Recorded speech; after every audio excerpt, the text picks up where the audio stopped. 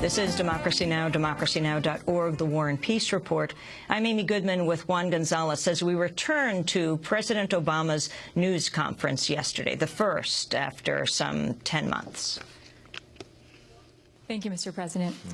We're learning today that the oil has been gushing as much as 5 times the initial estimates. What does that tell you and the American people about the extent to which BP can be trusted on any of the information that it's providing, whether the events leading up to the spill, any of their information? Right. Well, BP's interests are aligned with the public interest to the extent that they want to get this well capped. It's bad for their business.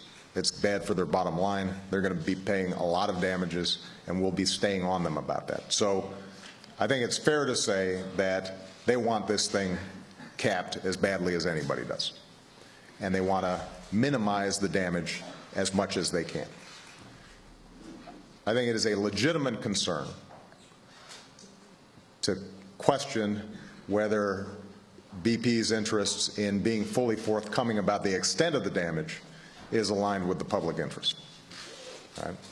I mean, their interest may be to minimize the damage, and to the extent that they have better information than anybody else, to not be fully forthcoming. So my attitude is we have to verify whatever it is they say about the damage. This is an area, by the way, where I do think our efforts fell short. That was President Obama at his press conference yesterday. We're joined now on the line by Democratic Congressmember Raul Grijalva of Arizona. He's co-chair of the Congressional Progressive Caucus and sits on the Committee on Natural Resources. Well, welcome to Democracy Now! Thank you. Representative Grijalva, this whole issue of the extent of the amount of oil flowing out is critical, obviously, to BP, because Congressman Markey yesterday, in questioning some of the executives of BP, noted that the fines that the company would be subjected to if it was found culpable in this would increase exponentially depending on the flow, from possibly $36 million in fines to over $1 billion in fines, that it would be because the fines are pegged to the amount of oil that is released in any kind of accident like this. Could you comment on that and also on how the president responded to the issue of the flow? Yeah, I think Mr. Markey's point is good.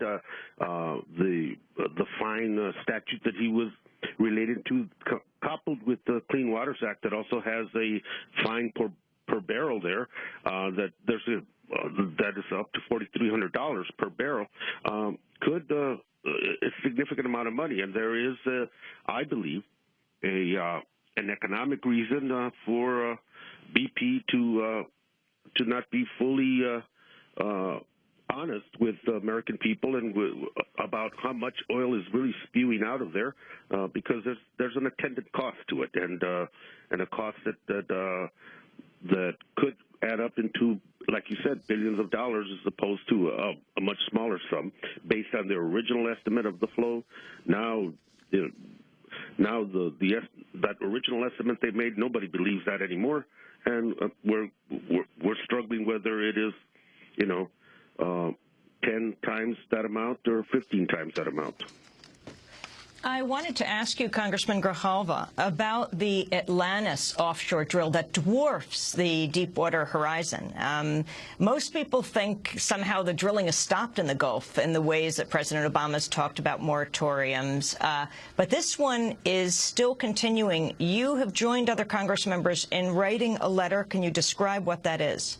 Yeah, this all emanated from a whistleblower that said that he said he had serious concerns about both safety and worst-case scenario situations with Atlantis, and that the company was not being forthcoming both with this information, and that through the permitting process they cut some corners, and which has been the case all along.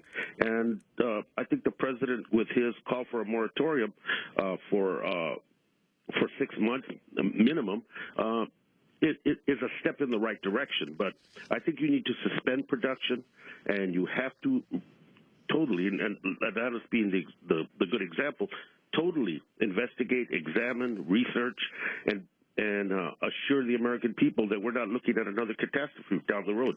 It's prudent. It's wise. The devastation that's happening from Horizon would pale if something on Atlantis happened. I think the moratorium and ceasing production would have been the next logical step, but I don't think it went far enough. I don't think what's going on in terms of the restructuring of MMS is significant, with or without the termination of the director. That is an agency that has been part and parcel of this problem, and it needs more than restructuring. It needs a complete overhaul, and it needs to do the job that it was created to do, which was to enforce, investigate, and correct and collect for the American people the royalties that are due to them. This rush to judgment of drill, baby, drill, you don't hear that anymore, by the way, has brought us to this situation. It's an insatiable appetite, and the industry took complete advantage of the federal government, and now we're seeing the consequences. Representative Grijalva, you've introduced legislation. I think it's H.R. 5355, right, which would eliminate the cap on the liability that oil companies have in spills of this kind. What's your sense of the potential for passing any legislation like that, given the crisis right now and the increasing public discontent with what's been happening in the Gulf? Well, I think it's. I think we have a much better chance than people originally gave us of actually seeing this legislation move forward. And if it were to come to the floor, I feel that it would pass. It'd be very difficult for people to say, well, let's cap it, let's keep it at this paltry $75 million, or there's another suggestion of $10 billion as a cap. We're saying there should be full liability. There should be no cap. That if you break this, you're going to have to buy it. And we're getting more and more support from it. Senator Menendez that originally had a $10 billion cap that raised the ceiling has now attempted to amend his legislation so that it is full and total liability for the company.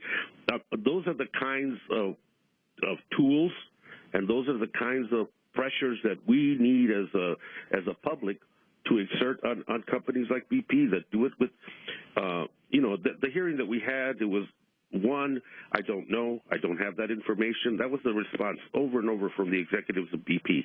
And we know they do have the information. And as it continues to look into this issue, you're going to see more and more about the culpability both of the company and then, more importantly, the culpability of our own agency